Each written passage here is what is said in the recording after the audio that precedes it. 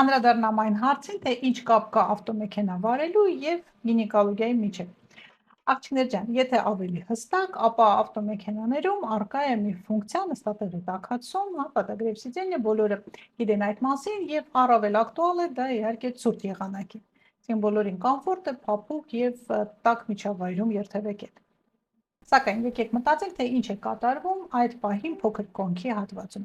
Հեշտոցամուտքը, հետանցքը եւ միզուկը անատոմիկ իրար մոտ են գտնվում։ Եթե առկա է նաեւ ամենօրյա պակետ, այդ ավելի նպաստում է եւ միկրոֆլորան, որը ստեղծվում է, բացի նրանից, որ արդեն իսկ առկա են համապատասխան պայմաններ,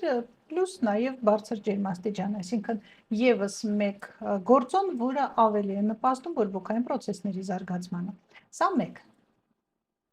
Եվ երկրորդը ինչը կցանկանայի նշել, եթե առկա է որևիցե գոյացություն, դա ձվարանի կիստաներ են, միոմատոզ հանգույցներ են, նույնպես չի կարելի չարաշահել այդ ֆունկցիայով։